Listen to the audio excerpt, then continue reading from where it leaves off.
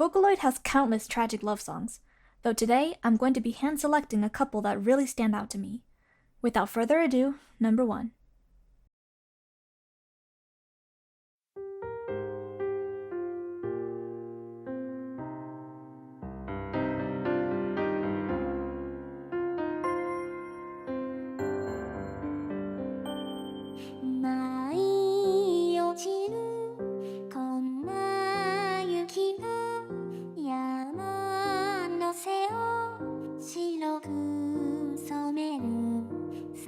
First up, a classic that many veteran Vocaloid fans should know. By Hitoshizuku P, I present to you Feathers Across the Seasons, or Shikiori no Hane. Feathers Across the Seasons is based off of the Japanese folktale, The Grateful Crane. There are many different retellings of the story, but the Vocaloid version follows a crane woman and a farmer. Before the song takes place, the farmer finds a crane caught in a hunter's trap and frees it. Later, the crane comes back to the farmer in human form to thank him, and eventually, the two fall in love. The crane suffers with insecurities throughout the entirety of their relationship, asking if the farmer would still love her if she lost her beautiful traits. Every time, he reassures her that he'll always love her. One day, the farmer falls deathly ill and is bedridden. The crane, desperate to save him and having no money for medicine, starts weaving cloth with her own feathers. Every day, she works at the loom to save the farmer. When she tends to him, he comments on her beautiful fingers, despite how bloody and cut up they are from working at the loom. She again asks him, "Will you still love me if I don't have beautiful fingers anymore?" And he responds with, "Of course I will."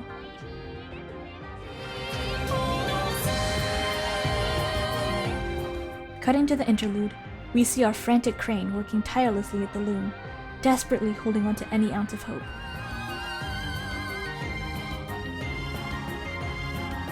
Finally, only one feather remains. She plucks it forlornly, asking the farmer one last question, fearing his answer. "Will you still love me if I'm not human anymore?"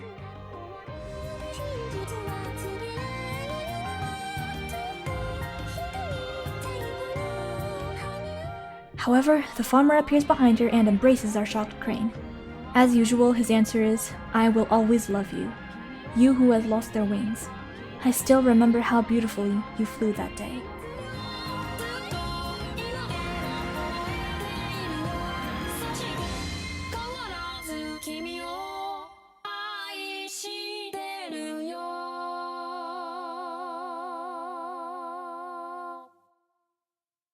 The ending is ambiguous and left up to interpretation to the viewers, but my personal theory is that the farmer dies before the crane can obtain the medicine for him.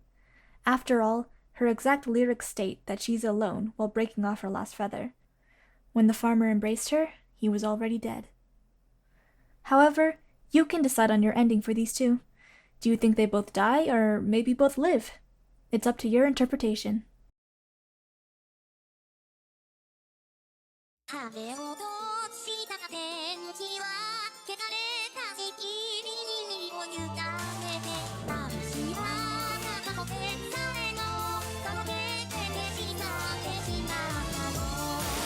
So many of Hitoshizuku P's songs are songs about love that ends with tragic notes.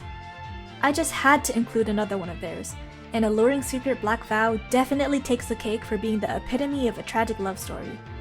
From what I understand, this song is about an angel who fell down to Earth, Rin, and a human girl soon to be married, Miku. Miku finds Rin wandering the town and helps her, during which Rin falls madly in love with her. Although Miku was already engaged, and angels are forbidden to be in love with humans, Rin yearns for her. I love the double meaning of this, because it's not just their species that makes love between them taboo. The fact that they're both girls is also an unspoken factor in making such a thing forbidden. Despite it all, Rin pulls Miku into a kiss, only for Miku to push her away, shocked. Rin accepts the rejection and disappears in shame. Later on at Miku's wedding, Miku meets a boy with gentle eyes, Len, whom she immediately falls in love with. Turning her back on her marriage and betrayal, Miku runs away with him. The two grow ever closer, and Len gives Miku a ring, which is probably a proposal of sorts. Whilst Miku is admiring it, an angel, Kaito, appears behind her and points a gun at her. We see flashbacks of the angel and a past Rin together, implying that Rin was his partner before she fell down to earth. He shoots Miku, not only for committing a forbidden sin, but because he harbors resentment and jealousy that Rin is in love with Miku now. Len finds Miku on the ground, cold and dead. Devastated, he unlooses the contract he made with the devil, trading his life for Miku's.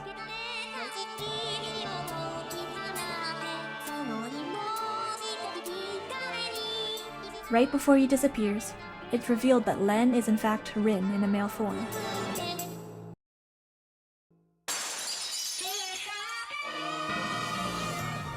Miku weeps over the feather left behind, having realized that her true feelings towards Rin were always love.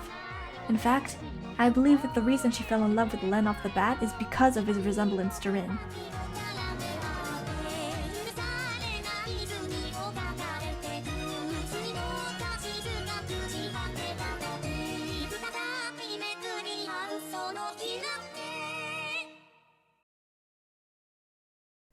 Now, I'm not too sure if Rin is dead after disappearing.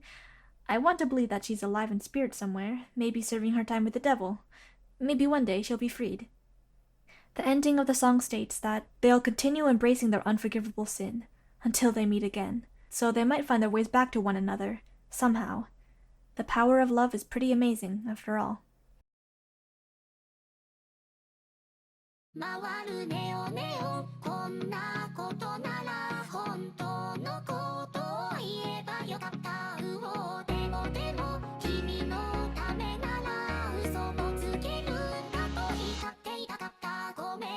Neon Neon by Deco Nina is a very different love song from the previous two, yet tragic in its own special way. It's practically non-fiction, a stark contrast to the mythical and fictional settings of the first two.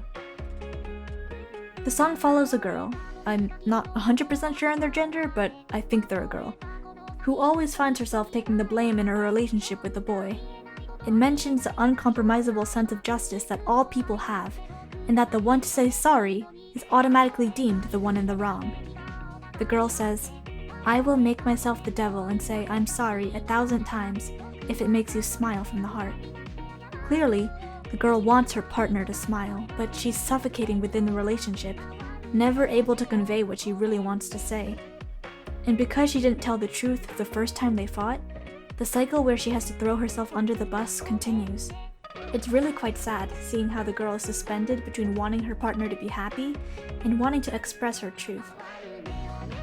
This song isn't a dramatic tale of fiction.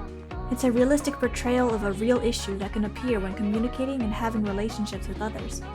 I believe it perfectly shows how little bumps in the road can add up over time and create a heavy weight that drags you and the relationship down.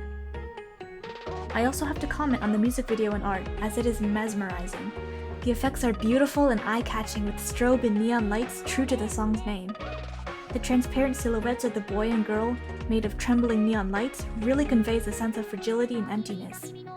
The glowing fish and floating furniture also give it an underwater sort of feel. Perhaps the girl feels like she's drowning.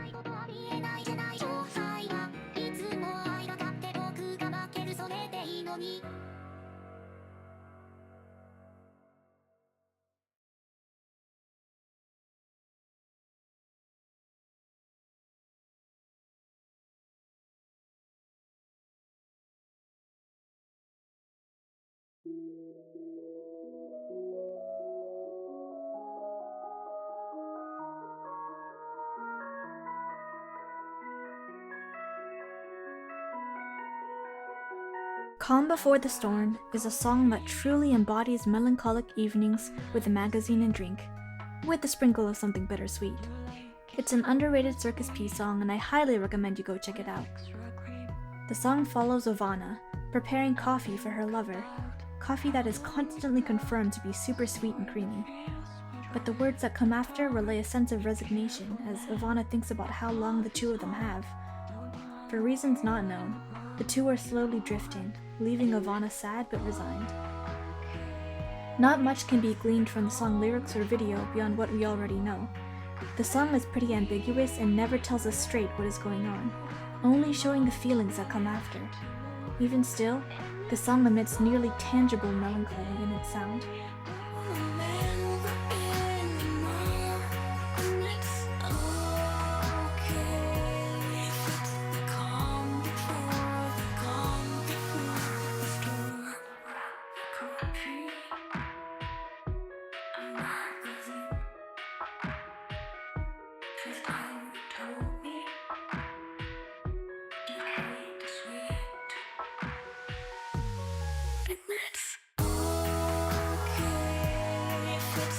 Finally, before the last chorus, Havana's lover tells her that she hates her coffee sweet, and the teacup falls, shattering. The coffee is a metaphor for their relationship and how there was a disconnect between Havana and her lover.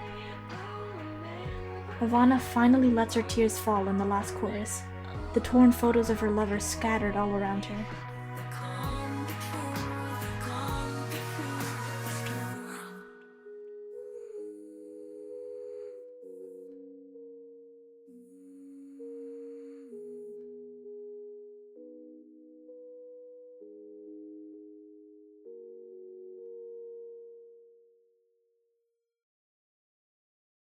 Drifting apart and eventually breaking up is a common occurrence, though it doesn't make it any easier.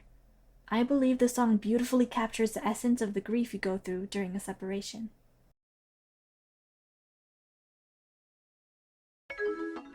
I guess it can't be helped, it's just a matter of when do you think she'd notice if it never blooms again. As my roots grow tangled, letters running on red, I just close my eyes as I get stuck within my head. The final song in this list is a personal favorite of mine. Water the Roses is a song made by the rising Vocaloid producer group Flavor Foley. The song is fairly new, but it is slightly less known than their other songs, having yet to hit 1 million views on YouTube. The song follows Gumi expressing her resignation at her relationship falling apart, saying things like, "I guess it can't be helped," and "It's just a matter of when." Gumi yearns for her partner to reciprocate her love, to utter a simple "I love you" to appease her worries.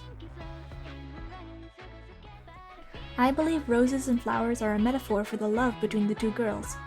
Gumi states during the chorus that she's afraid of watering the roses, or investing too deeply into love, only for her partner to leave.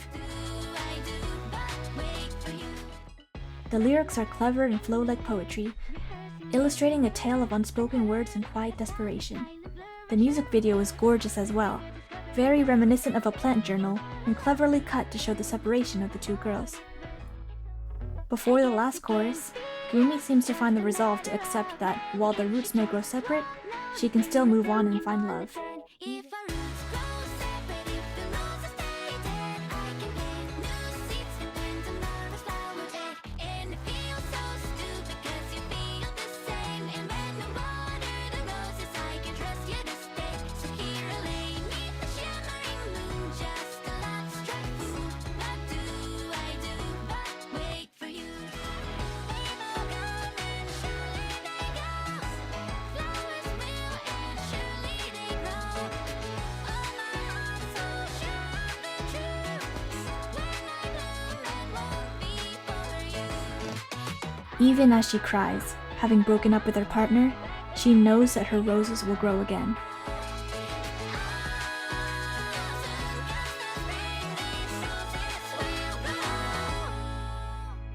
In the end, their relationship tragically falls apart, and the song ends on a bittersweet but hopeful note.